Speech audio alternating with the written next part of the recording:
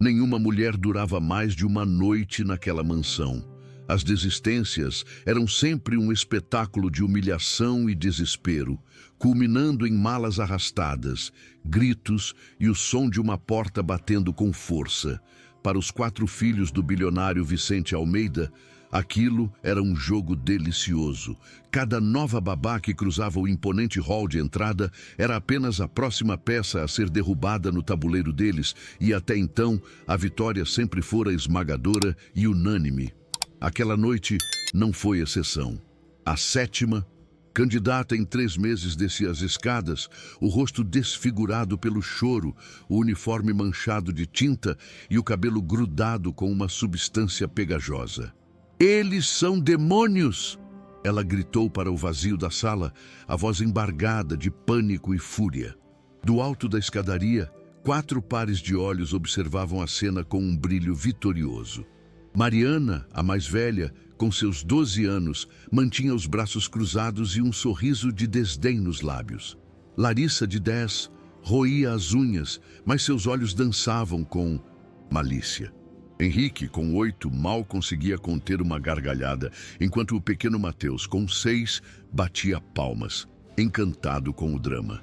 "Eu avisei", sussurrou Henrique para a irmã. Ela não duraria nem até o jantar.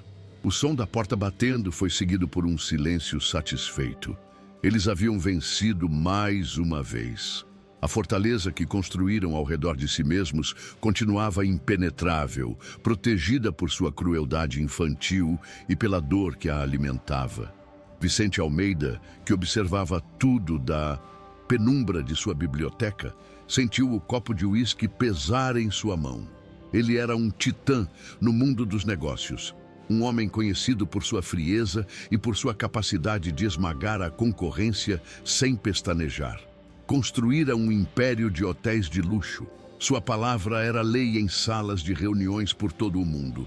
No entanto, ali, dentro de sua própria casa, diante de seus próprios filhos, ele era um rei deposto, um general derrotado.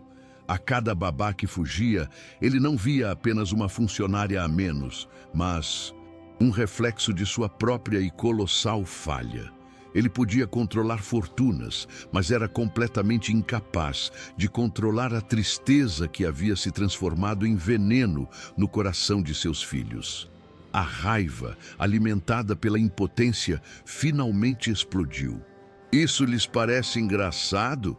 ele bradou, a voz ecoando pelo mármore frio do hall. Os sorrisos das crianças vacilaram por um instante. "Vocês acham que é um jogo destruir a vida de cada pessoa que eu trago para cuidar de vocês?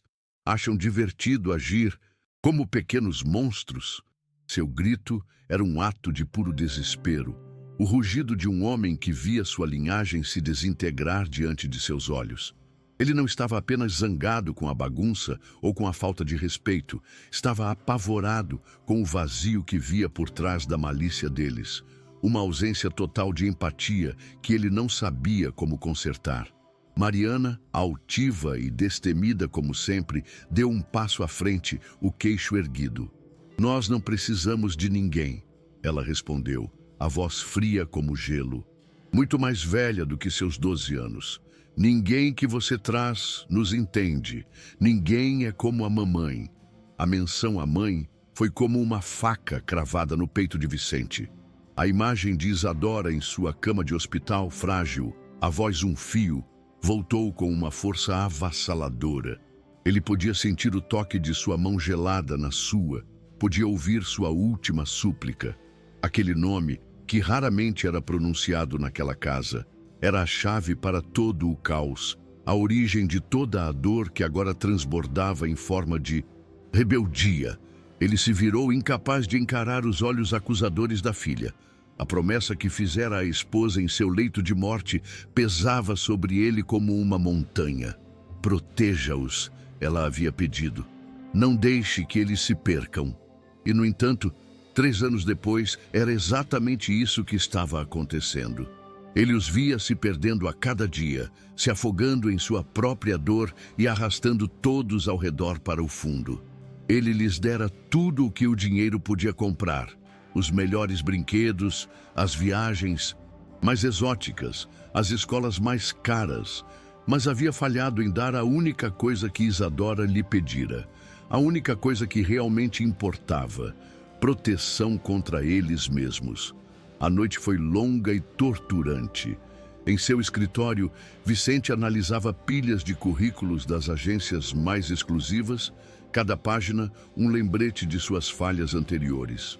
Especialistas em psicologia infantil, governantas com décadas de experiência, babás com treinamento militar, nenhuma havia sido páreo para a aliança de seus 4 filhos.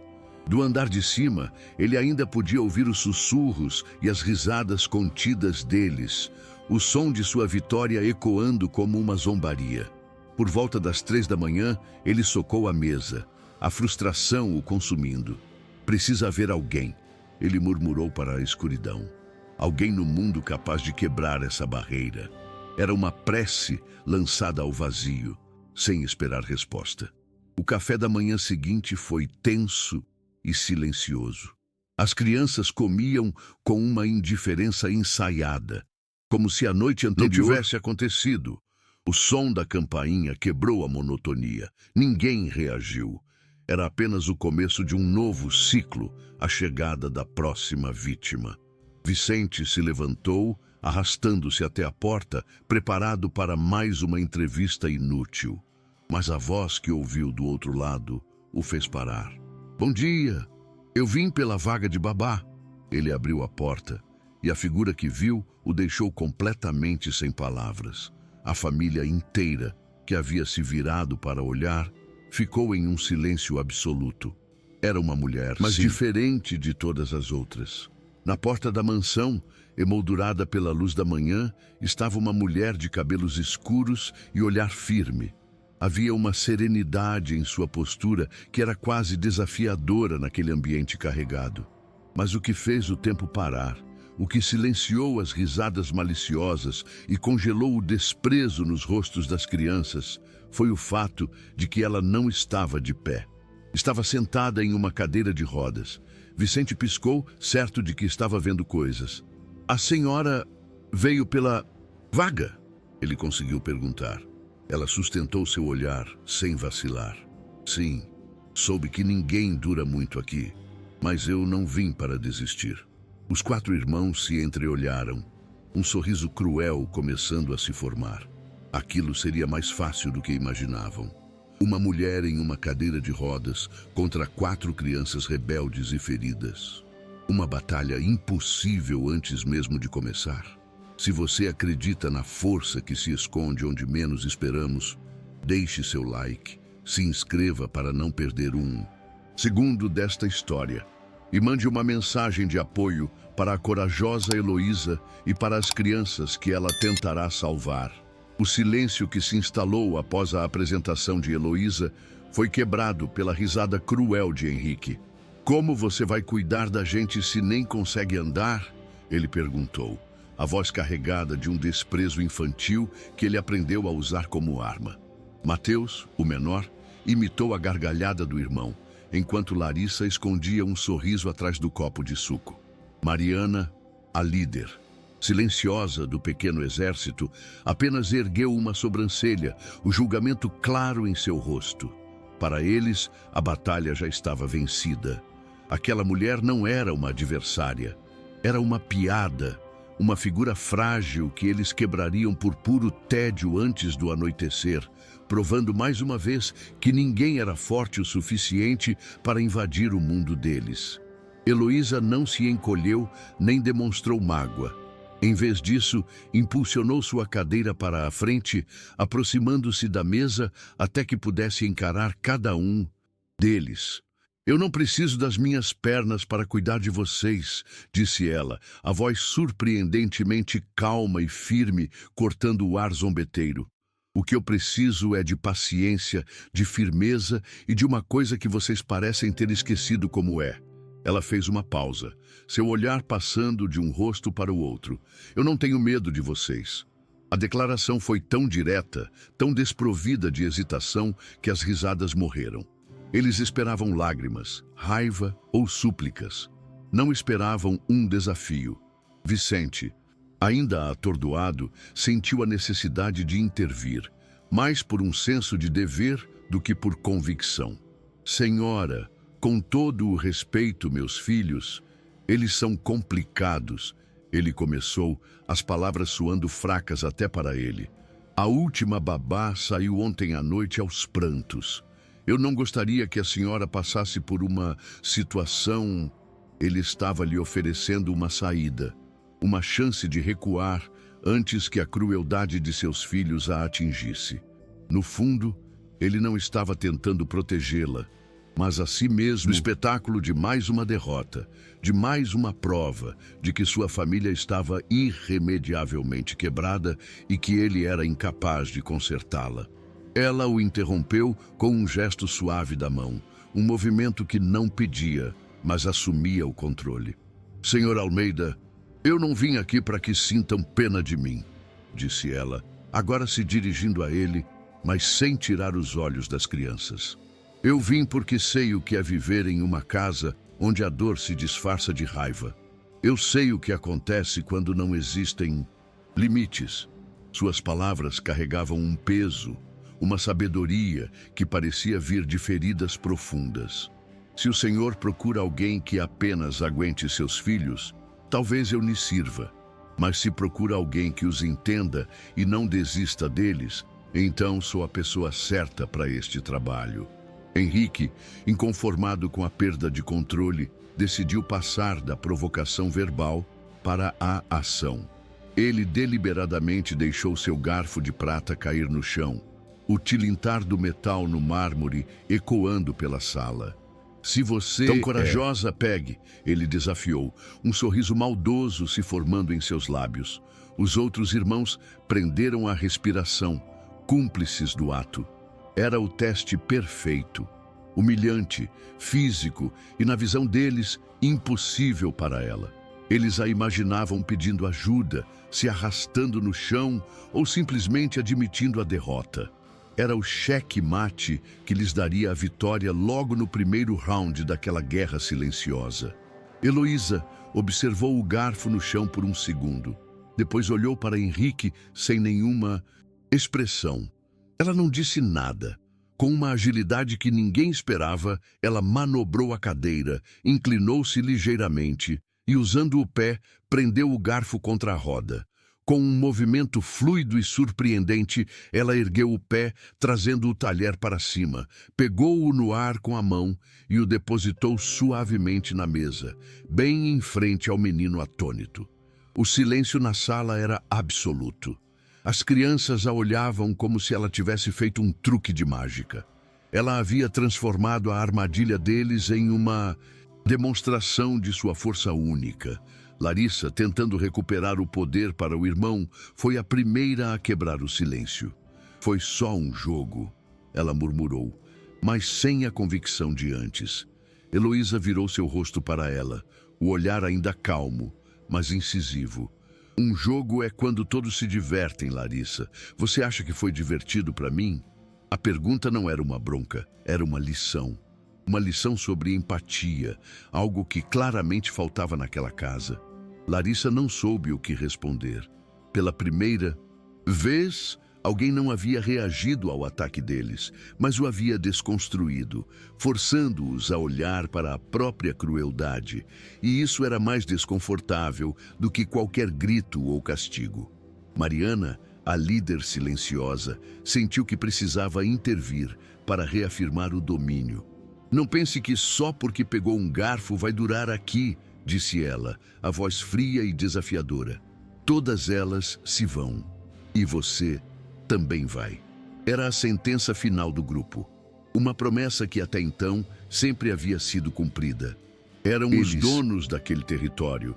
E ela era apenas mais uma invasora, destinada a ser expulsa. A ameaça pairou no ar. Um último esforço para intimidá-la. Para lembrá-la de que no final, eles sempre venciam. Ela era uma, e eles eram 4. A matemática para eles era simples. Heloísa encontrou o olhar de Mariana e o sustentou. Isso vai depender de vocês, ela respondeu, a voz sem um pingo de hesitação. Porque, ao contrário das outras, eu nem corro, eu não fujo. A frase dita com uma convicção absoluta fez até mesmo a altiva Mariana desviar o olhar por uma fração de segundo. E foi nesse instante que Vicente tomou sua decisão. Está bem, disse ele, quebrando o silêncio. O cargo é seu. Ele a contratou não por pena ou por desespero, mas porque acabara de testemunhar algo que não via há anos naquela casa. Alguém que não tinha medo de seus filhos e, mais importante, alguém que não tinha medo de si mesma. A mansão mergulhou em seu silêncio noturno habitual depois do jantar. Vicente trancou em seu escritório, um refúgio seguro de paredes forradas de livros e de problemas familiares que ele não sabia como resolver. As crianças se retiraram para seus quartos, ou pelo menos fingiram que o fizeram. E Heloísa, após deixar a cozinha em perfeita ordem, manobrou sua cadeira pelo corredor principal, sentindo a eletricidade no ar. Ela trabalhara com crianças difíceis antes, mas havia algo diferente ali. Os 4 irmãos não eram apenas rebeldes, eram um exército organizado, calculista, unidos por uma dor compartilhada que se manifestava como uma crueldade estratégica. Ela não era apenas uma babá, era um alvo. Ela apagou as luzes do corredor e se dirigiu ao seu quarto. Era um cômodo simples, quase monástico em comparação com o resto da casa. Mal teve tempo de estacionar a cadeira ao lado da cama quando ouviu o primeiro sinal. Um rangido suave no corredor, seguido por risadas abafadas. Heloísa sorriu para si mesma. Que comecem os jogos, ela sussurrou. Os passos se multiplicaram e então um som metálico e pesado foi arrastado e encostado em sua porta. Ela girou a maçaneta. Estava bloqueada. Os filhos de Vicente haviam barricado sua porta. Era uma tática infantil, mas simbólica. Queriam enjaulá-la, isolá-la, mostrar quem realmente estava no controle daquela casa. Do outro lado, as vozes sussurradas de Henrique e Larissa eram claras. Você acha que ela vai gritar? Com certeza. E amanhã ela vai embora como todas as outras. Heloísa simplesmente apagou a luz de seu quarto e esperou em silêncio. A ausência de uma reação de pânico claramente os confundiu. Após 10 minutos de silêncio, o ataque escalou. Ela ouviu um som de algo sendo empurrado e, em seguida, um líquido começou a se infiltrar por debaixo da porta. Água. Eles estavam tentando inundar o quarto, uma brincadeira que poderia se tornar perigosa. Ela respirou fundo. Não com medo, mas com a percepção da profundidade do abandono daquelas crianças. Com um movimento ágil, ela pegou uma toalha do banheiro e a posicionou firmemente contra a fresta da porta, estancando o fluxo de água. Então, bateu suavemente na madeira. Isso é tudo o que vocês têm? Ela perguntou em voz alta e clara, a calma em seu tom sendo mais provocadora do que qualquer grito. Houve um silêncio chocado do outro lado, seguido por um murmúrio nervoso. Não esperavam aquela serenidade. Pouco depois, ouviu passos apressados e uma porta batendo. Eles não haviam desistido. Haviam apenas recuado para preparar a próxima. Fase do ataque, frustrados por não terem conseguido a reação que tanto desejavam. Meia hora depois, a luz do quarto começou a piscar intermitentemente, mergulhando o cômodo em flashes de luz e escuridão. Então, um clique final e a escuridão se tornou total. Eles haviam desligado a energia de seu quarto. Heloísa foi até a janela e a abriu, o ar frio da noite entrando como um visitante. Do jardim escuro abaixo, vozes infantis começaram a entoar um coro cruel. Bruxa, bruxa de cadeira de rodas. Eles gritavam, as risadas ecoando. Era o ataque mais baixo, mirando diretamente em sua deficiência, a arma que eles acreditavam ser a mais letal. Eles queriam quebrar seu espírito, humilhá-la até que ela se rendesse. Heloísa, no entanto, em vez de se encolher, respirou o ar frio e se ajeitou na cadeira, envolvendo os ombros com um cobertor. Então, ela respondeu, a voz firme projetando-se na noite, surpreendentemente serena. Se vocês acham que escuridão e gritos podem me assustar, estão muito enganados. Eu nasci na escuridão, vivi em lugares muito mais frios do que este jardim. Ela fez uma pausa, deixando suas palavras ecoarem. E se vocês realmente acham que eu sou uma bruxa, então talvez sejam vocês que devessem ter medo de mim. Um silêncio súbito e total caiu sobre o jardim, seguido pelo som de crianças correndo de volta para dentro de casa, genuinamente perturbadas. Na manhã seguinte, os 4 irmãos desceram para o café da manhã, esperando encontrar uma mulher derrotada, talvez com as malas prontas na porta. Em vez disso, encontraram Heloísa na cozinha, um avental sobre a roupa, o cheiro de café fresco no ar. Ela estava sentada à mesa, lendo um livro, como se a noite anterior tivesse sido perfeitamente normal. "Bom dia", disse ela, erguendo os olhos e lhes dando um sorriso tranquilo. "Foi uma boa tentativa ontem à noite, criativa, mas terão que se esforçar muito mais se a intenção é que eu vá embora." Eles ficaram paralisados, a comida intocada em seus pratos. Ninguém, nunca, havia validado suas batalhas ou falado com eles daquela forma. O conflito continuou no jardim. Henrique e Mateus ligaram a mangueira, mirando um jato de água gelada diretamente nela. Heloísa, em vez de recuar ou gritar, girou a cadeira com a precisão de uma dançarina, deixando-se encharcar, e então sorriu. "Obrigada, meninos. Eu estava mesmo precisando me refrescar com este calor." O ataque deles foi neutralizado, transformado em um favor. Eles a olharam, completamente desarmados, sem saber como reagir àquela ausência de vitimização. Ela não lhes dava o drama que eles tanto procuravam, o caos que usavam para se sentirem no controle. Ela simplesmente absorvia seus ataques e os tornava inofensivos. Enquanto isso, Mariana e Larissa preparavam uma armadilha mais elaborada, uma corda esticada entre 2 árvores na altura exata para prender as rodas de sua cadeira. Elas então a chamaram, apontando para um caminho que a levaria diretamente para a cilada. Heloísa olhou para a direção que apontavam, depois para os rostos delas, e um pequeno sorriso se formou em seus lábios. Ela, que passara anos aprendendo a ler o mundo sem depender apenas dos olhos, era uma especialista em detectar perigos sutis. A tensão na postura das meninas, a forma como seus olhares se desviavam para a corda, tudo era um sinal claro.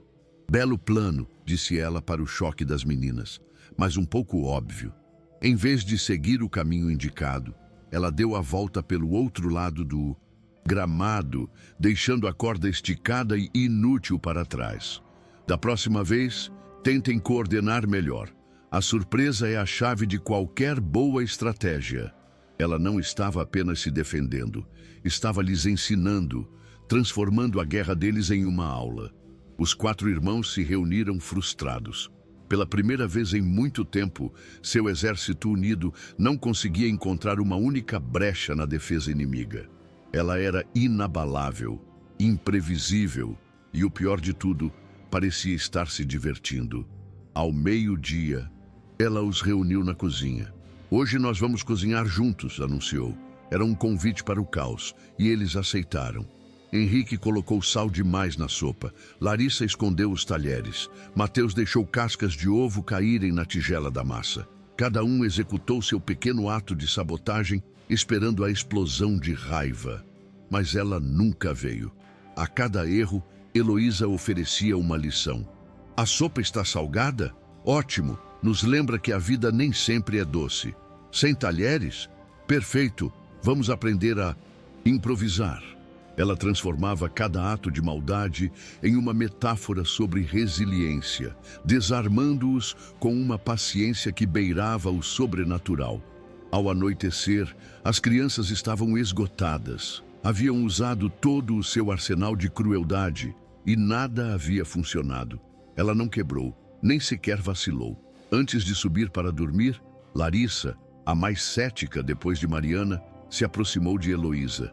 "Você não é como as outras", ela sussurrou, A frase uma mistura de acusação e admiração. Heloísa apenas sorriu e tocou suavemente seu ombro. Não, querida. E vocês também não são como as outras crianças. Vocês só precisam que alguém finalmente perceba isso. A menina subiu correndo, mas pela primeira vez havia uma rachadura na armadura. Heloísa sabia que havia vencido a primeira e mais difícil batalha. Vicente passou os dias seguintes imerso em seu trabalho, um refúgio de lógica e controle. No entanto, algo estava diferente. Ele se pegava checando o celular, não esperando notícias do mercado de ações, mas o telefonema que nunca vinha, o da governanta, anunciando que a nova babá havia fugido aos prantos. O silêncio vindo de casa era mais perturbador do que o caos habitual. A ausência de crises era uma anomalia que sua mente, acostumada a prever e neutralizar problemas, não conseguia processar. O que estava acontecendo em sua própria casa que ele, o mestre de seu universo, desconhecia? A falta de notícias era uma notícia em si, e uma que o deixava profundamente inquieto. A curiosidade, misturada a uma estranha sensação de que estava perdendo o controle, tornou-se insuportável. Numa tarde, em um ato impulsivo que chocou sua equipe, ele cancelou todas as suas reuniões e dirigiu para casa. O caminho foi preenchido por uma apreensão sombria. Ele imaginava os piores cenários. Um acidente, uma chantagem, ou talvez a descoberta de que seus filhos haviam finalmente cometido um ato tão terrível que a equipe da casa estava com medo de lhe contar. Ele se preparou para a catástrofe, para a confirmação de que sua família estava além de qualquer conserto, de que seu fracasso como pai era, de fato, absoluto e irrecuperável. Ao estacionar o carro na entrada de Cascalho, ele ouviu. Não eram gritos, nem choro. Eram risadas. Risadas genuínas, altas e cheias de vida que pareciam vir do coração da mansão. O som era tão deslocado naquele ambiente de tristeza crônica que por um momento ele pensou estar alucinando. Seu coração acelerou, mas não de pânico, e sim de uma confusão profunda. Aquela nem era a risada cruel de quem celebra uma vitória sobre um adulto. Era o som puro da alegria infantil, uma melodia que ele pensou que jamais voltaria a ouvir dentro daquelas paredes. Ele entrou em casa como um ladrão, seguindo o som, tentando entender a origem daquele milagre impossível. Ele os encontrou no grande salão. Haviam construído um forte com lençóis e cadeiras e encenavam uma peça improvisada. Heloísa narrava uma história com gestos dramáticos e seus filhos, seus 4 filhos, rebeldes, eram os atores. Larissa, sempre tão cínica, brandia uma colher de pau como uma espada de cavaleira. Henrique e Mateus eram dragões ferozes, rugindo e rolando no tapete. E até Mariana, sua primogênita desafiadora, segurava uma luminária para simular o sol, um pequeno sorriso no rosto. Eles não eram uma unidade de combate. Eram uma trupe de teatro, completamente imersos em um mundo de pura imaginação e colaboração. Vicente permaneceu nas sombras, um espectador invisível da felicidade de sua própria família. Uma pontada aguda atingiu seu peito, uma emoção complexa e dolorosa. Era a admiração pelo que Heloísa havia conseguido, mas era também um ciúme amargo e profundo. Como aquela mulher, uma estranha numa cadeira de rodas, destrancou a alegria que ele, o pai deles, com todo o seu dinheiro e poder, não conseguiu encontrar em 3 anos? Ele percebeu com uma clareza esmagadora que sua riqueza havia apenas construído para eles uma bela prisão. Ela, com nada além de paciência e imaginação, estava lhes ensinando a serem livres por dentro. Ele entendeu então que os testes infantis, as portas trancadas e as mangueiras não eram suficientes. Ele precisava ver se a magia dela funcionava fora da bolha da mansão. Precisava arrastá-la para o mundo dele, um mundo de aparências, de regras rígidas e de julgamentos cruéis. Queria expô-la, talvez para provar a si mesmo que o que ela fazia era uma ilusão, algo que não resistiria ao escrutínio do mundo real. Se ela falhasse em público, ele poderia racionalizar seu próprio fracasso, poderia dizer a si mesmo que o problema estava, afinal, em seus filhos e não nele. Naquela noite, durante o jantar, a atmosfera era visivelmente mais leve, até que Vicente a quebrou com um anúncio repentino.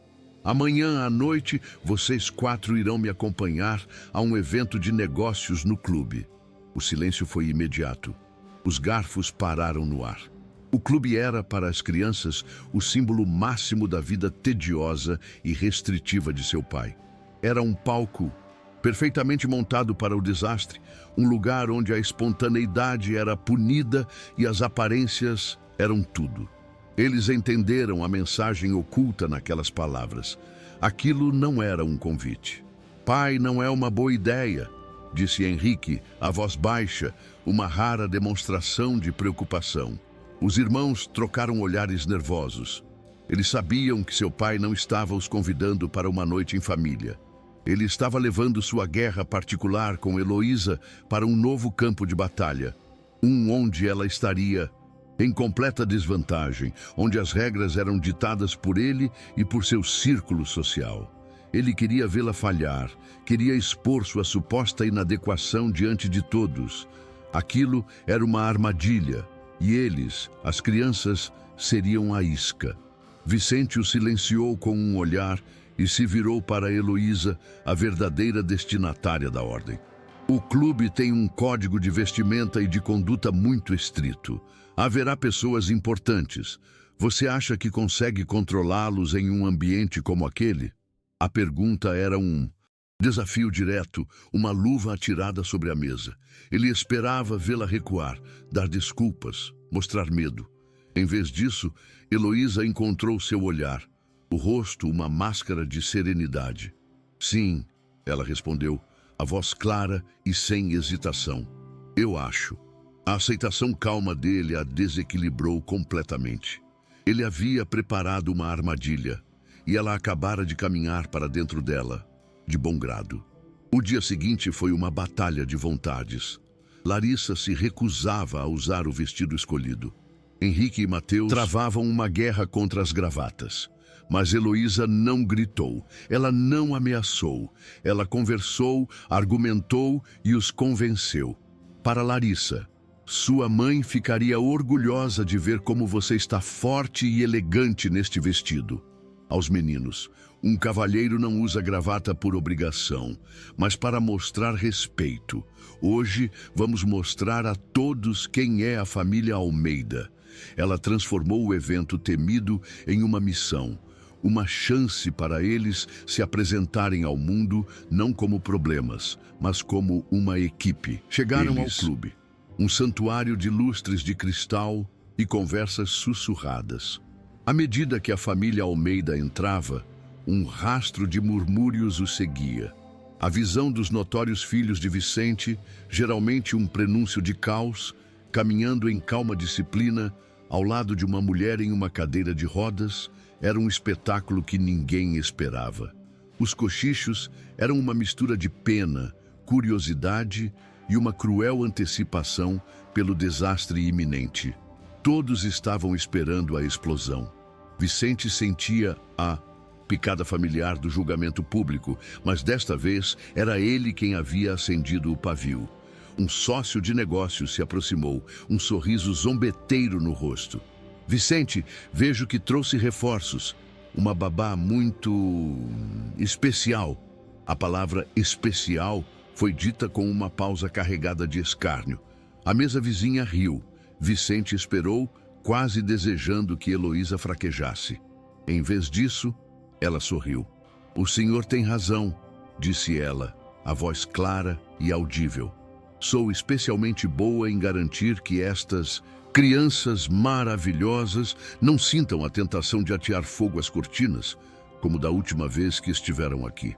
Um silêncio chocado foi seguido por uma explosão de risadas genuínas. Vicente a encarou, perplexo.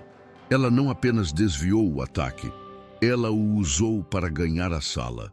O prato principal foi servido e, com ele, a inevitável maré de tédio que sempre precedia as tempestades de mau comportamento das crianças. Mas, desta vez, Heloísa estava preparada.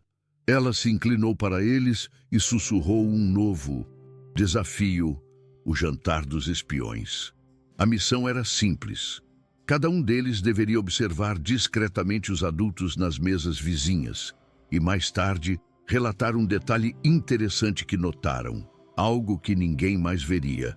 A tarefa transformou o jantar pomposo em uma missão de inteligência. Instantaneamente, os 4 irmãos se tornaram agentes secretos, os olhos atentos, a energia caótica canalizada para um jogo de percepção e silêncio. O dono do clube, um velho amigo de Vicente, aproximou-se da mesa com um sorriso que não alcançava os olhos. "Vicente, que bom ver as crianças comportadas", disse ele, a pausa carregada de significado. "Embora, devo admitir, este não seja o ambiente usual para a equipe." Antes que Vicente pudesse responder com seu sarcasmo habitual, Heloísa falou, a voz calma, mas clara. "Talvez esse seja o problema, senhor. Estas crianças precisam aprender que o mundo é maior que as paredes desta mansão. Meu trabalho não é apenas vigiá-las, mas ensiná-las que gentileza e respeito valem mais do que o título de sócio de um clube." Foi então que o acidente, o momento que todos secretamente esperavam, aconteceu. Mateus, o mais novo, ao tentar alcançar um pão, esbarrou em uma taça cheia de vinho tinto. O líquido escuro se espalhou pela toalha branca e imaculada, como uma ferida aberta. Um suspiro coletivo percorreu as mesas próximas. Era o desastre, a vergonha pública, a prova de que o caos era inevitável. Vicente sentiu o rosto queimar, a raiva e a humilhação borbulhando dentro dele.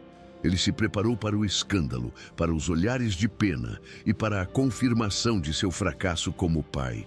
Heloísa, no entanto, não demonstrou pânico. Ela olhou para o rosto aterrorizado de Mateus e lhe deu uma piscadela cúmplice. Pegou um guardanapo limpo, dobrou-o em uma ponta e, em vez de esfregar a mancha, começou a pressioná-la suavemente, guiando o vinho que se espalhava. "Olhem", ela sussurrou para as crianças. "Não é um desastre, é um dragão." Os outros irmãos se inclinaram, fascinados, enquanto ela transformava a mancha vermelha em uma forma abstrata e curiosa.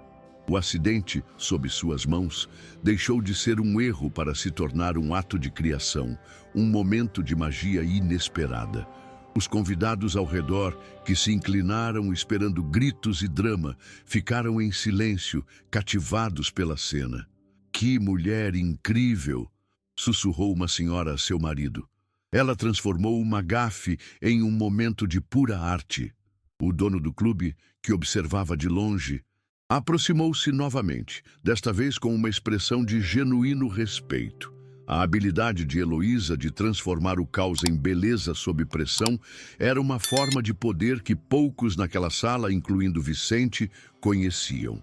Ela não apenas controlava a situação, ela a recriava, tornando-a sua. Vicente permaneceu sentado em um silêncio atordoado. Cada armadilha que ele havia previsto, cada ponto de falha que havia imaginado, ela havia navegado com uma graça impossível. Ela não apenas controlou seus filhos, ela encantou seus pares e desarmou seus críticos. Ele a trouxera ali para expô-la, para provar que ela não pertencia àquele mundo. Em vez disso, ela segurou um espelho para o mundo dele e expôs sua futilidade. Ele sentia uma mistura confusa de raiva por seu próprio erro de cálculo e uma admiração relutante e profunda. No final da noite, enquanto se preparavam para sair, Heloísa manobrou sua cadeira para o lado dele. "O senhor queria uma prova, senhor Almeida", disse ela, a voz baixa para que apenas ele ouvisse. "Mas o senhor estava testando a coisa errada." Ele a olhou confuso. "O problema nunca foi a capacidade deles de se comportarem. O problema é que eles precisam de alguém que os ame de verdade, não de alguém que apenas os controle." As palavras, ditas sem raiva, foram como uma lâmina, uma verdade simples e devastadora que perfurou todas as suas defesas. Naquela noite, o sono foi impossível para Vicente. Ele andava de um lado para o outro em sua biblioteca escura, revivendo os eventos da noite. A imagem de seus filhos defendendo Heloísa, a maneira como ela lidou com o vinho derramado e, acima de tudo, suas palavras finais. Ele, o homem que controlava um império, sentia-se completamente desarmado pela babá de seus filhos. Quem era essa mulher? Essa força calma e inquebrável que via através dele e de seu mundo com tanta clareza? Seu plano de expô-la havia falhado espetacularmente. Servira apenas para aprofundar o mistério que a envolvia. Movido por uma necessidade desesperada de retomar o controle, de entender a fonte do poder dela, ele tomou uma decisão. Sentou-se em sua mesa, o único lugar onde se sentia verdadeiramente no comando, e abriu o laptop. Entrou em contato com seu investigador particular de confiança, um homem que resolvera muitos problemas para ele ao longo dos anos. Preciso de um relatório completo sobre uma mulher, ele digitou. Heloísa, a nova babá. Quero saber tudo. Seu passado, sua família, seu histórico médico, absolutamente tudo. Ele enviou a mensagem sentindo um nó estranho no estômago. Ele não estava apenas investigando uma funcionária, estava tentando resolver o enigma que ameaçava desvendar seu mundo. Na manhã seguinte, a dinâmica no café da manhã havia mudado. As crianças não eram rebeldes. Estavam calmas, respeitosas e olhavam para Heloísa em busca de orientação. Recontavam animadamente suas partes favoritas da missão no clube, orgulhosos de como se comportaram como uma equipe. Vicente os observava, o relatório do investigador pendente, sentindo-se um estranho em sua própria mesa. Ele planejara que o jantar fosse a ruína de Heloísa, mas, em vez disso, tornou-se a coroação dela aos olhos de seus filhos. A autoridade na casa havia sutilmente, mas definitivamente, mudado de mãos. Enquanto ele se preparava para sair para o trabalho, Larissa se aproximou dele. Pai, disse ela em voz baixa, ontem à noite, pela primeira vez, eu não senti vergonha de ser da nossa família.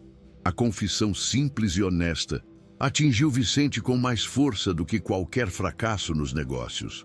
Ele estivera tão focado na imagem pública de poder de sua família que nunca percebeu que seus próprios filhos tinham vergonha. Vergonha do comportamento deles, da infelicidade deles, do caos que os definia. Ele agora entendia que Heloísa não estava apenas lhes ensinando boas maneiras, estava lhes devolvendo a dignidade. Vicente foi para seu escritório naquele dia, mas não conseguiu se concentrar. Ele estava esperando. Esperando pelo relatório que confirmaria suas suspeitas de que Heloísa era uma impostora brilhante, ou que revelaria uma verdade sobre seu passado que poderia ser ainda mais perturbadora. As perguntas o assombravam. Quem é a mulher que está curando meus filhos? Que dor forjou uma força tão inquebrável? E porque ele sentia um medo aterrorizante de que as respostas, fossem elas quais fossem, o mudariam para sempre. A semente de uma transformação profunda, nascida de um teste fracassado, havia sido firmemente plantada. Heloísa venceu a batalha, mas a guerra pela verdade está apenas começando. Vicente agora busca respostas no passado dela. Se inscreva no canal para não perder essa revelação e comente. Você já julgou alguém e depois percebeu que estava completamente enganado sobre essa pessoa. O relatório preliminar do investigador chegou no dia seguinte. Um e-mail curto e enigmático. Dizia que nos últimos 4 anos, Heloísa parecia ter desaparecido dos registros formais. Não havia contratos de trabalho, nem contribuições para a Previdência. Era como se, para o sistema, ela não existisse profissionalmente.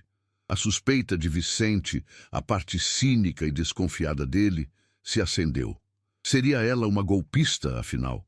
Alguém que vivia à margem, talvez se aproveitando de famílias ricas e vulneráveis? A dúvida que ele esperava sanar apenas se aprofundou, tornando-se mais escura e mais perigosa para a frágil paz que começava a se instalar em sua casa. Mais tarde naquele dia, enquanto lutava com essas suspeitas, ele desceu para a cozinha e parou, observando uma cena que contradizia todas as suas teorias sombrias. Heloísa estava ensinando seus filhos a fazer biscoitos. A cozinha, normalmente um espaço de ordem militar, estava coberta por uma fina camada de farinha. Mateus ria enquanto tentava quebrar um ovo, e Larissa, com uma concentração surpreendente, moldava a massa. Heloísa guiava a todos com uma paciência infinita, o rosto dela também sujo de farinha, a cadeira de rodas, posicionada no centro do caos feliz. A imagem era de uma domesticidade tão pura e genuína que entrou em conflito direto com o veneno da desconfiança em sua mente. Naquela noite, a dissonância se aprofundou. Ele ficou do lado de fora do quarto das crianças, escondido na penumbra, e a ouviu contar uma história de ninar. Não era um conto de fadas tradicional. Era a história de uma princesa que, após um acidente, perdeu a capacidade de andar, mas descobriu que podia voar nos sonhos e ver a beleza do mundo através do coração das pessoas que amava. A voz de Heloísa era suave, mas carregada de uma melancolia tão autêntica que parecia que ela não estava lendo de um livro, mas de sua própria alma. Vicente sentiu um aperto no peito, uma sensação de que aquela história era muito mais do que simples ficção. Quando ela saiu do quarto e o encontrou no corredor, Heloísa se assustou. "O senhor está aí há muito tempo?" ela perguntou. "O suficiente", ele respondeu, a voz grave. "Você fala como se conhecesse a dor daquela princesa." Heloísa o encarou. E pela primeira vez, ele viu através da serenidade dela uma vulnerabilidade profunda. "Todos nós temos nossas batalhas, Sr. Almeida. Algumas são visíveis, outras não." Ela não deu mais explicações. Apenas se afastou pelo corredor silencioso, deixando-o com a sensação de que havia tocado em uma ferida antiga e sagrada, uma que ele não tinha o direito de entender. A ligação final do investigador veio tarde da noite, quando a mansão estava em silêncio absoluto. "Senhor, descobri o motivo do hiato profissional dela", disse o homem do outro lado da linha. "Há 4 anos, Heloísa sofreu um acidente de carro gravíssimo.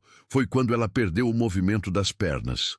A informação caiu sobre Vicente como uma pedra, explicando o óbvio, mas ao mesmo tempo não explicando nada. A cadeira de rodas não era o centro do mistério, era apenas um fato. A verdadeira questão a que o assombrava era sobre a força que ela possuía, a serenidade que parecia vir de um lugar que ele não conseguia alcançar. O investigador fez uma pausa, como se hesitasse em continuar. "Senhor, tem mais uma coisa. Ela não estava sozinha no carro." Vicente prendeu a respiração. O filho dela, de 4 anos, estava com ela no banco de trás. O silêncio na linha foi quebrado pela voz baixa e pesada do investigador. "O menino não sobreviveu." A frase, curta e brutal, atingiu Vicente com a força de uma explosão. O ar escapou de seus pulmões. O quarto do escritório pareceu girar. Filho. Ela tinha um filho que perdeu, a mesma idade de seus filhos mais novos. A verdade era infinitamente mais trágica do que qualquer mentira que ele pudesse ter imaginado. De repente, tudo se encaixou com uma clareza dolorosa. Sua paciência infinita com as crueldades de seus filhos, sua capacidade de absorver a raiva deles sem se quebrar. A história sobre a princesa, a tristeza em seus olhos que ele confundira com fraqueza. Não era a estratégia de uma babá. Era o instinto de uma mãe de luto, cujo amor imenso havia ficado sem lar e que agora encontrava um novo propósito, uma nova razão para existir nos filhos de outro homem. A conexão dela com eles não era um plano, era uma necessidade de sua alma ferida. Vicente desligou o telefone, o aparelho escorregando de sua mão trêmula. Uma onda de vergonha tão intensa que o fez sentir náuseas o invadiu. Ele a havia julgado, testado, investigado, suspeitado dela, enquanto ela carregava silenciosamente uma dor que ele, em sua vida privilegiada, não conseguia nem começar a compreender. Ele se sentia pequeno, fútil, um homem rico em posses, mas miserável em percepção. A força dela não vinha de um segredo obscuro, mas da mais pura e inimaginável resiliência. Ela não era uma impostora, era uma sobrevivente. Pela primeira vez desde a morte de Isadora, Vicente Almeida chorou. Não um choro controlado de luto, mas soluços profundos e convulsivos que sacudiam todo o seu corpo. Ele chorou pelo filho que ela perdeu, pela dor inimaginável que ela suportava todos os dias com um sorriso sereno. Chorou pela sua própria arrogância, pela sua cegueira emocional. Chorou porque pela primeira vez entendeu que a mulher que ele contratara para cuidar de seus filhos era, em todos os sentidos, infinitamente mais forte do que ele jamais seria. A revelação não apenas resolveu o mistério, ela o quebrou por dentro. Na manhã seguinte, Vicente era um homem diferente. A arrogância havia desaparecido de sua postura, substituída por um respeito silencioso e profundo. Ele observava a Heloísa interagir com as crianças, mas agora via cada gesto através de uma nova lente. Cada sorriso paciente era uma vitória sobre a dor. Cada palavra de carinho era um ato de coragem. Ele não via mais a babá em uma cadeira de rodas, via uma rainha em seu trono, governando um pequeno reino de crianças feridas com uma sabedoria nascida do mais profundo sofrimento. Ele a encontrou no jardim mais tarde, enquanto ela ajudava Mateus a plantar uma pequena flor. Ele se aproximou e, pela primeira vez, não sabia o que dizer. Ele não podia mencionar o relatório, não podia verbalizar a tragédia que agora conhecia. Então, ele simplesmente disse as únicas palavras que importavam. Heloísa, me perdoe. A voz dele estava embargada, pelas minhas dúvidas, pela minha desconfiança, por tudo. Ele não precisava dizer mais nada. Ela ergueu o olhar para ele e em seus olhos, ele viu que ela sabia. Ela entendeu que ele finalmente a havia enxergado. Heloísa não respondeu com palavras. Um entendimento silencioso passou entre eles. Uma única lágrima, que ela não se preocupou em esconder, escorreu por seu rosto. Mas ela sorriu através dela. Era um sorriso de alívio, de reconhecimento, de uma dor compartilhada que finalmente podia ser vista sem ser nomeada. O muro de segredos e suspeitas que os separava havia finalmente desmoronado, não com o barulho de uma confissão, mas com o silêncio de uma empatia recém-descoberta. Não havia mais patrão e empregada, apenas duas almas que haviam conhecido a perda.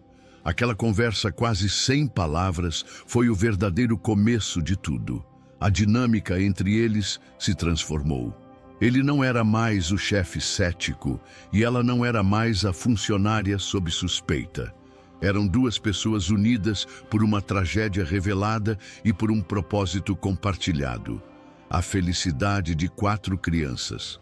A base de sua relação mudou de um contrato de trabalho para um pacto de respeito mútuo e uma compreensão profunda. Vicente finalmente entendeu que para curar sua família, ele primeiro precisava aprender a enxergar a dor e a força nos outros. E a lição mais importante de sua vida estava sendo ensinada pela mulher que ele quase expulsou de sua casa. O dia seguinte à revelação amanheceu com um céu cinzento, um reflexo do turbilhão de emoções na mansão Almeida. Vicente já não via Heloísa como uma funcionária, mas como um enigma de força e dor. Ele começou a observá-la de uma maneira diferente, não mais com a suspeita de um patrão, mas com a curiosidade de um homem que descobre um novo continente. Notava as pequenas coisas. A forma como ela inclinava a cabeça ao ouvir as histórias das crianças, o jeito como suas mãos, embora delicadas, eram firmes e seguras ao guiá-los. Ele via a tristeza que às vezes velava seus olhos quando pensava estar sozinha, e a luz que os preenchia quando um de seus filhos conseguia uma nova proeza. Ele passou a chegar mais cedo em casa, usando desculpas de trabalho que nem ele mesmo acreditava. A verdade é que a mansão, antes um lugar do qual ele fugia, havia se tornado o centro de seu universo. Ele queria estar ali para testemunhar os pequenos milagres diários. Assistia escondido, enquanto Heloísa ensinava a Henrique a amarrar os sapatos, uma tarefa que exigia uma paciência infinita. Escutava enquanto ela ajudava Larissa com a lição de casa, explicando teoremas com uma clareza surpreendente. Ele percebeu que a inteligência dela não era apenas emocional, era vasta e multifacetada, aprisionada por falta de oportunidades. A admiração que sentia começou a se transformar em algo mais quente e perigoso. Ele se pegava comparando a autenticidade dela com a artificialidade das mulheres de seu círculo social. Mulheres que falavam de caridade em festas luxuosas, mas que olhavam para seus funcionários com desdém. Heloísa não falava de bondade. Ela a praticava em silêncio, todos os dias. Ela não usava máscaras. A dor e a força em seu rosto eram reais. Essa honestidade crua o atraía de uma forma que o assustava. Ele, o homem que sempre se sentiu mais confortável com o previsível, estava se apaixonando pelo imprevisível. Numa tarde, enquanto passeavam pelo jardim, a roda da cadeira de Heloísa prendeu em uma raiz saliente. Antes que ela pudesse manobrar para se soltar, Vicente se adiantou e, com um cuidado que o surpreendeu, começou a empurrar a cadeira. "Eu não preciso de ajuda, Sr. Almeida", disse ela, a voz firme como sempre, mas com um toque de embaraço. "Eu sei", ele respondeu, a voz baixa, sem olhá-la, "mas talvez eu precise ajudar." Foi a primeira vez que ele admitiu sua própria necessidade, sua própria vontade de cuidar dela. Aquele pequeno gesto, o som das rodas no cascalho sob seu comando, mudou a dinâmica entre eles para sempre. A frágil bolha de paz que eles começavam a construir foi estourada em uma tarde de terça-feira com a chegada inesperada de Augusta. Elegante, loira e com a autoconfiança de quem nasceu em berço de ouro, ela era a mulher que todos no círculo de Vicente esperavam que se tornasse a nova senhora Almeida.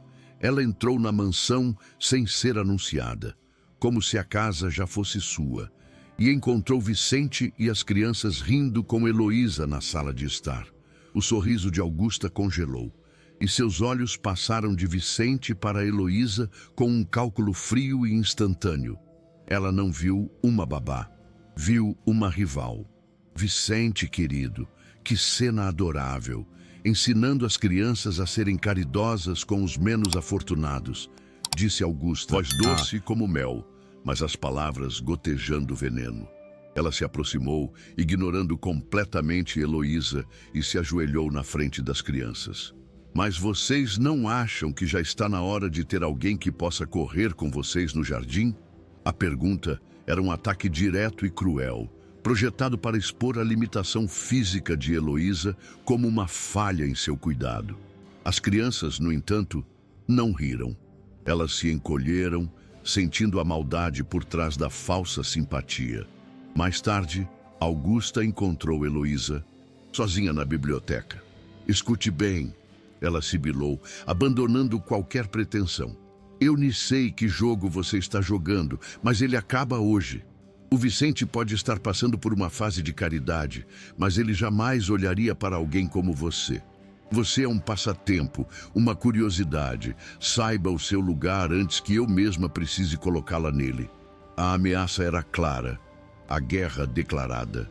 Heloísa a encarou, a calma em seu rosto sendo a resposta mais irritante que ela poderia dar.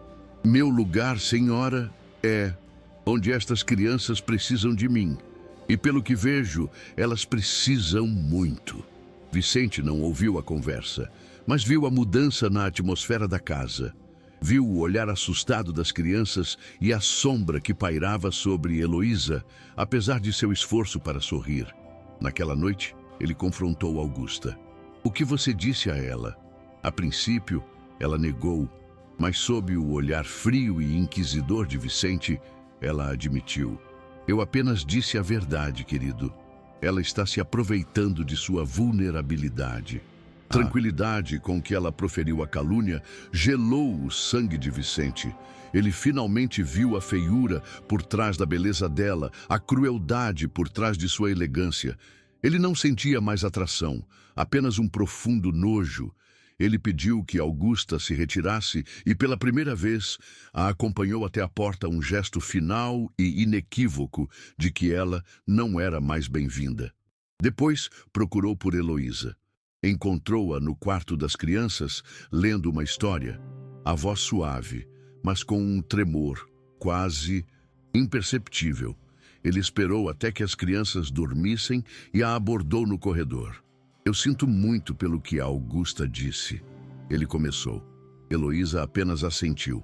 Eu preciso que você saiba, ele continuou, a voz cheia de uma nova urgência. Que o que ela pensa, o que o mundo inteiro pensa, não me importa mais. Ele então fez algo que vinha adiando, algo que a investigação não podia lhe dar. Pediu que ela contasse sua história, não como um interrogatório, mas como um amigo. Eu não quero mais segredos entre nós, Heloísa. Eu quero conhecer você, a mulher, não apenas a babá. Quero entender a dor que você carrega com tanta coragem.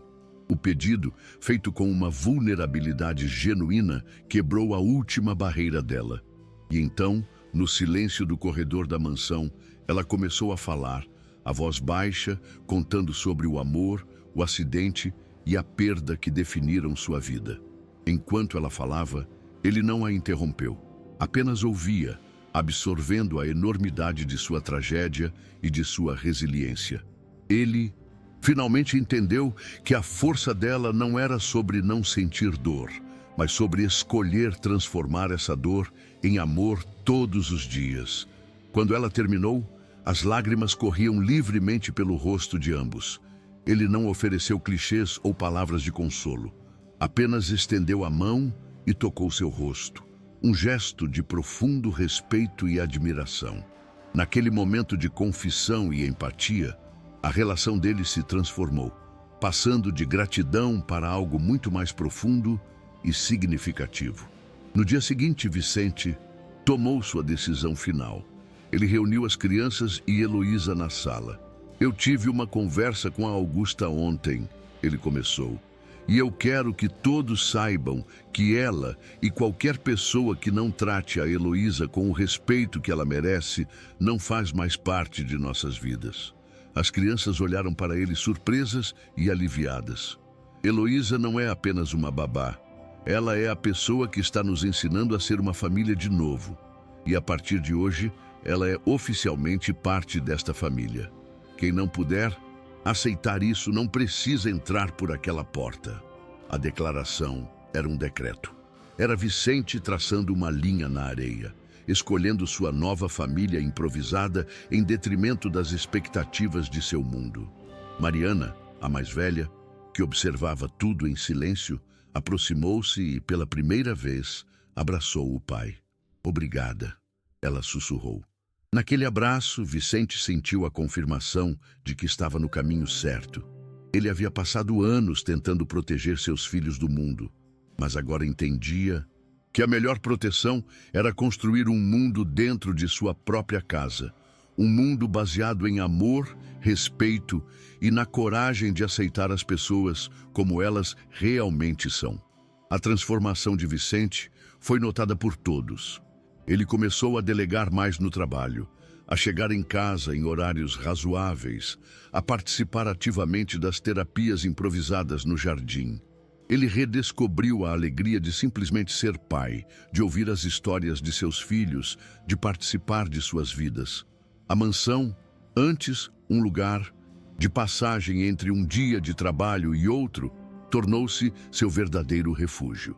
Ele não estava mais fugindo da dor que aquelas paredes representavam. Estava preenchendo-as com novas memórias, novas risadas, uma nova vida. Heloísa, por sua vez, floresceu. Livre da desconfiança de Vicente e protegida de ataques externos, ela se permitiu ser mais do que apenas a babá. Ela se tornou a confidente de Mariana, a parceira de jogos de Henrique, a contadora de histórias de Mateus e a mentora de Larissa. E com Vicente, ela encontrou um amigo, um parceiro em uma jornada de cura que ambos precisavam desesperadamente. A cadeira de rodas se tornou apenas um detalhe, um acessório, ofuscada pela imensidão de sua presença na vida de todos. Numa noite, enquanto observavam a lua do terraço, depois que as crianças finalmente dormiram, Vicente se virou para ela. "Você uma vez me disse que eu precisava aprender a ver com o coração", ele disse. "Acho que estou começando a aprender. E a primeira coisa que eu vejo claramente é você." A declaração não foi uma explosão de paixão, mas uma constatação calma e profunda. Ele não estava mais se apaixonando por um mistério. Estava apaixonado pela mulher que ele finalmente conhecia, com todas as suas cicatrizes e toda a sua força. Heloísa sorriu, um sorriso genuíno que iluminou a noite. "Eu também vejo você, Vicente. Pela primeira vez, eu vejo o homem por trás do bilionário." A atração que havia crescido entre eles, antes reprimida por segredos e hierarquias, agora podia finalmente respirar. Não havia mais barreiras. Eram apenas duas pessoas que haviam encontrado uma na outra a peça que faltava para consertar seus corações partidos. Duas almas que descobriram que a verdadeira família não é aquela em que nascemos, mas aquela que construímos com as ruínas de nossas perdas. A reação da alta sociedade à nova dinâmica na mansão Almeida foi um misto de choque e fofocas sussurradas. A expulsão de Augusta do círculo íntimo de Vicente foi o assunto principal, em jantares e eventos de caridade por semanas. Muitos viam a influência de Heloísa como uma manipulação bem-sucedida, a história de uma oportunista que se aproveitou da fragilidade de um viúvo rico. O que eles não podiam ver, e talvez nunca entenderiam, era a profunda e silenciosa revolução que acontecia dentro daquelas paredes. Uma mudança que não tinha nada a ver com dinheiro ou status. Vicente, que antes se importaria com cada boato, agora os ignorava com uma indiferença que surpreendia a todos. Sua prioridade não era mais sua imagem pública, mas a estabilidade de seu lar. Ele e Heloísa enfrentaram o julgamento externo como uma equipe. Quando um antigo amigo fazia um comentário sarcástico, Vicente respondia com uma calma gelada, defendendo a integridade de Heloísa sem hesitação. Ele se tornou o protetor que prometera ser para seus filhos e estendeu essa proteção à mulher que os havia salvado. Cada boato que enfrentavam juntos apenas fortalecia o laço entre eles. A transformação mais notável, no entanto, foi nas crianças. Sentindo-se seguras e amadas, a rebeldia delas se dissolveu, dando lugar à cooperação e ao carinho. Mariana, antes tão dura e cínica, tornou-se a protetora de Heloísa, repreendendo qualquer colega de escola que ousasse fazer um comentário maldoso. Larissa descobriu um talento para a pintura, expressando em cores as emoções que antes guardava. Henrique e Mateus, antes parceiros no caos, agora eram parceiros em aventuras criativas, construindo mundos fantásticos no jardim, sem a necessidade de destruir nada para se sentirem vistos ou ouvidos. A casa, antes um campo de batalha, tornou-se um santuário de cura. As sessões de terapia de Heloísa continuavam, mas agora com a participação ativa de Vicente. Ele aprendia os exercícios, inventava novos jogos e se maravilhava com a resiliência de seus filhos. Ele estava se reconectando com eles de uma forma que pensava ser impossível, descobrindo as personalidades únicas de cada Seus sonhos, seus medos, estava finalmente pagando a dívida de tempo e atenção que acumulara por anos. E a cada dia que passava, sentia o peso da culpa diminuir, substituído por uma alegria simples e profunda. Numa tarde chuvosa, todos estavam reunidos na biblioteca. Heloísa lia um livro em voz alta e as 4 crianças, junto com Vicente, estavam sentadas no chão, aninhadas em almofadas, ouvindo atentamente. Naquele momento, olhando para os rostos de seus filhos, para a serenidade no rosto de Heloísa, Vicente entendeu a verdade final. A promessa que fizera a Isadora em seu leito de morte, proteja-os, nem os deixe se perder. Ele finalmente estava cumprindo. E a pessoa que o ensinou a fazer isso não foi um psicólogo caro ou um guru de autoajuda, mas uma mulher que, apesar de ter perdido tudo, nunca se esqueceu de como amar. Naquela noite, após as crianças dormirem, Vicente e Heloísa sentaram-se no terraço, sob o céu estrelado. O silêncio entre eles não era mais de suspeita ou hierarquia, mas de um conforto profundo. Ele não fez um grande discurso, nem um pedido formal de casamento. Em vez disso, virou-se para ela e disse, a voz calma e sincera, eu não consigo mais imaginar esta casa ou a minha vida sem você nela. Não era uma pergunta, era uma constatação.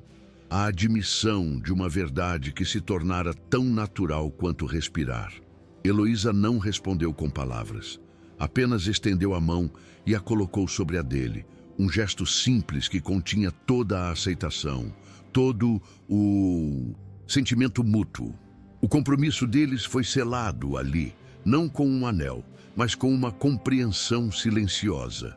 A notícia foi comunicada às crianças no dia seguinte, não através de um anúncio, mas de gestos.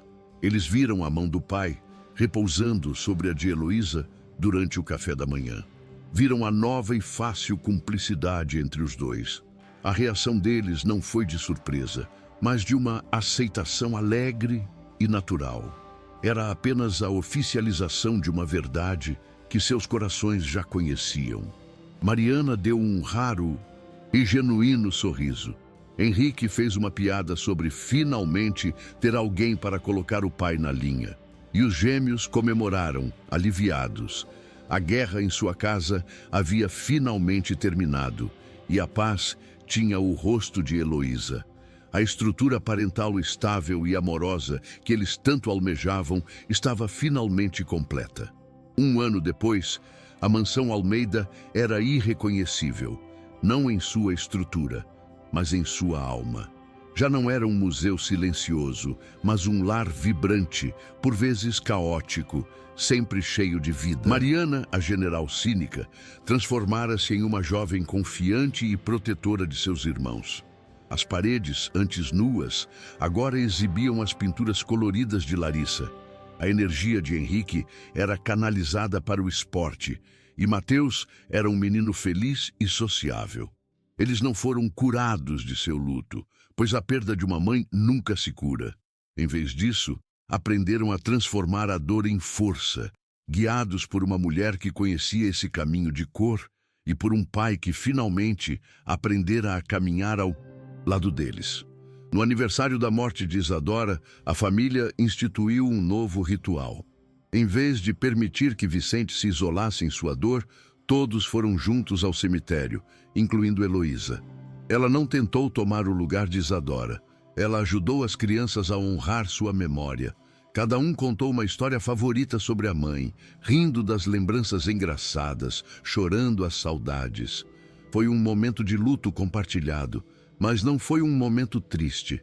Foi um ritual belo e curativo, um ato que reconhecia a ferida da perda, mas que celebrava a nova e extraordinária família que havia crescido das cinzas daquela tragédia, mais forte e mais unida do que nunca. Numa tarde, enquanto estavam todos no jardim, Larissa mostrava a Vicente um desenho que fizera da mansão. Pai, disse ela pensativa, antes esta era a sua casa, agora é o nosso lar. A simples distinção atingiu Vicente com uma força profunda. A frase encapsulava perfeitamente toda a jornada deles. Uma casa é uma estrutura, um container de riqueza e de solidão. Um lar é um lugar de pertencimento, de aceitação, de risadas compartilhadas e de dor consolada. Ele percebeu que o maior feito de Heloísa não foi apenas salvar seus filhos da rebeldia. Foi dar a todos eles, inclusive a ele, um verdadeiro lar. Naquela noite, Vicente estava em sua biblioteca, mas não olhava para relatórios. Olhava para o desenho de Larissa, agora em uma moldura sobre sua mesa. Pensou no homem que fora, poderoso, solitário e profundamente infeliz. Ele media sua vida pelo valor de suas ações na bolsa. Agora ele a media em outros termos, no som da risada de seus filhos, no calor da mão de Heloísa na sua, na sensação de paz que finalmente se instalara em seu coração. Ele finalmente entendeu que havia realizado o maior negócio de sua vida. Havia trocado uma fortuna incontável pela riqueza impagável de uma família, um amor e um lar. A história da família Almeida tornou-se um testemunho silencioso de que a cura pode vir dos lugares mais inesperados. Mostrou que a verdadeira força não reside em nunca cair, mas em encontrar a coragem de amar novamente, mesmo depois de uma grande perda. Eles aprenderam que uma família não é definida por laços de sangue ou convenções sociais, mas pela escolha diária de estar presente, de perdoar e de construir algo novo sobre as ruínas do passado. Uma mulher que havia perdido sua própria família ensinou a um homem que estava perdendo a sua que um lar não se constrói com mármore e dinheiro, mas com paciência, empatia e um amor corajoso o suficiente para não ter medo de sentir. Uma história que nos ensina que as maiores transformações vêm do coração. O que você achou da jornada de Vicente e sua família? Deixe sua opinião nos comentários, curta se você se emocionou com este final e se inscreva para não perder nossas novas histórias diárias. A de amanhã pode ser a que você mais precisa ouvir.